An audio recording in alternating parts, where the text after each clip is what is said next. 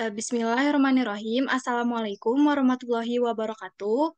Di sini kami berempat akan memaparkan suatu materi tentang pengembangan produk sambal khas Indonesia sebagai peningkatan pangan Nusantara. Eh, Anggotanya yaitu ada Saya Fitria Nurfadilah. Saya Nadia Rizkia. saya Saniah Nurul Utami.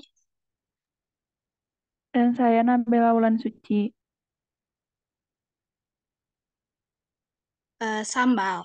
Sambal berasal dari serapan bahasa Jawa yaitu sambal.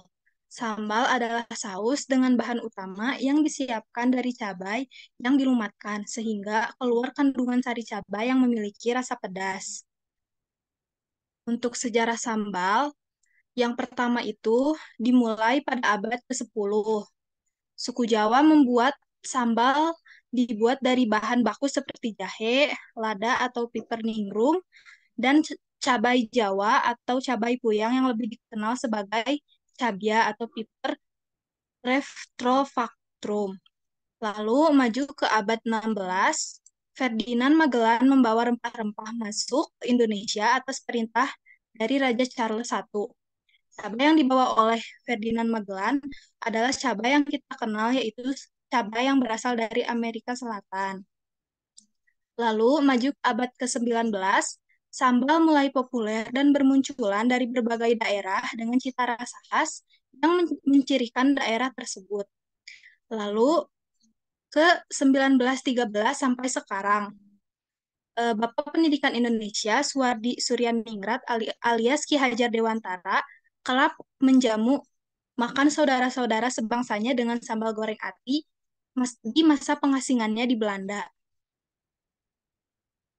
Lalu untuk filosofi sambal, rasa pedas bisa dikaitkan dengan nyali perjuangan. Ada senyawa capsaicin, yaitu zat yang menyebabkan rasa panas dan pedas. Dari setiap cabai dalam sambal yang dinikmati masyarakat, bahkan para tokoh bangsa seperti Cipto Mangunkusumo, pencipta sambal terasi, dan sambal goreng tempe.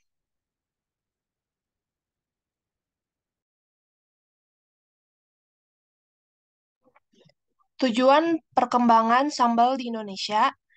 Yang ke-1, popularitas sambal Indonesia. Sambal khas Indonesia belum sepopuler sambal atau saus yang dimiliki oleh negara lain. Oleh karena itu, peluang apapun dilakukan agar sambal bisa lebih populer tidak hanya di Indonesia, namun di mancanegara. Salah satunya ialah negara memproduksi sambal kemasan instan siap makan. Yang kedua, meningkatkan ekonomi. Dengan semakin meningkatnya produk sambal di pasaran, maka masyarakat perlu melihat peluang usaha yang tercipta, di mana dengan adanya pertumbuhan ekonomi, maka kebutuhan masyarakat akan terpenuhi.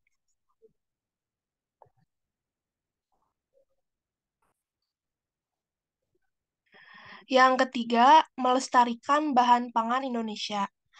Pembuatan dan pendistribusian sambal ke seluruh Indonesia, bahkan ke mancanegara selain untuk meningkatkan ekonomi Indonesia juga merupakan suatu upaya dalam melestarikan komoditas pangan di Indonesia. Yang keempat, kerinduan warga negara Indonesia dengan sambal. Manfaat dari pendistribusian sambal di Indonesia ke mancanegara juga dapat dirasakan oleh warga negara Indonesia yang menetap di luar negeri, selalu merindukan berbagai ragam kuliner lokal maupun produk lokal Indonesia yang tentunya memiliki kualitas yang tidak kalah baik dengan produk asing. Sambal dalam kemasan dibuat dengan mengacu pada aspek pengendalian proses produksi sesuai Peraturan Kepala Badan POM Nomor 3.123.04.12.2206 Tahun 2016 tentang cara produksi pangan yang baik untuk industri rumah tangga.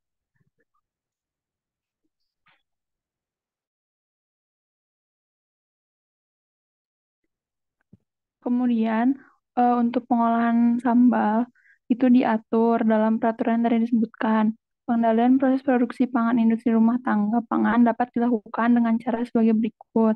Yang pertama, penetapan spesifikasi bahan, lalu penetapan komposisi dan formulasi bahan, penetapan cara produksi bahan baku, penetapan jenis, ukuran, dan spesifikasi kemasan, dan penetapan keterangan lengkap dengan produk yang akan dihasilkan. Untuk pengolahan sambal ini perlu dilakukan adanya pasteurisasi untuk membunuh mikroba patogen dalam produk sehingga terhindar dari kerusakan akibat mikroba seperti kebusukan. Lalu pada produk akhir sambal, sambal harus dikemas dan disimpan di tempat yang sejuk dan kering. Kemudian ditempatkan di suhu dingin jika sudah dibuka kemasannya.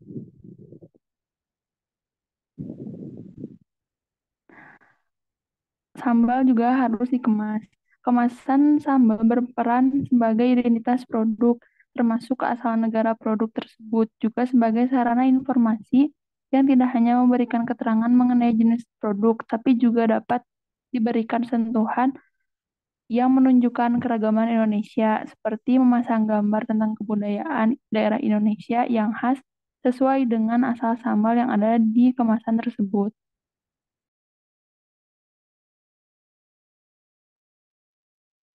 Pengemasan sambal. Sebelumnya dilakukan dulu sterilisasi untuk kemasan botol kaca dengan merebusnya dalam air panas selama kurang lebih 30 menit. Kemudian setelah dilakukan sterilisasi, dikeringkan dengan cara meniriskannya. Kemudian mengemas dalam botol plastik, sambal harus dalam keadaan dingin terlebih dahulu. Dan juga tutup botol harus rapat mungkin. Dan ketika pengolahannya, em, minyak dalam sambal itu harus diperbanyak supaya lebih awet.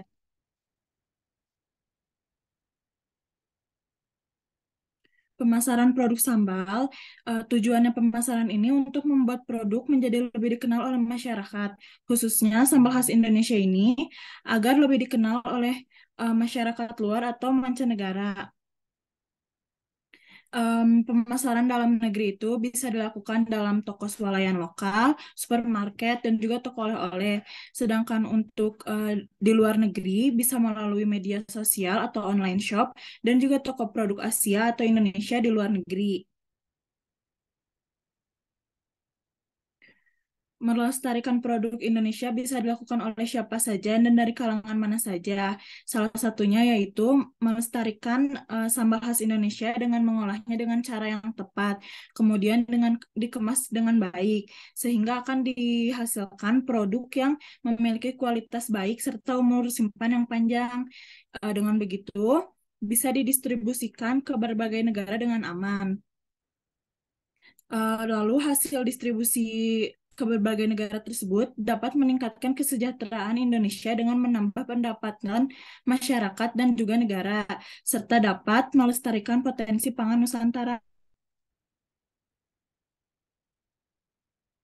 Berikut pemaparan mengenai pengembangan produk sambal khas Indonesia sebagai peningkatan pangan Nusantara oleh kelompok kami.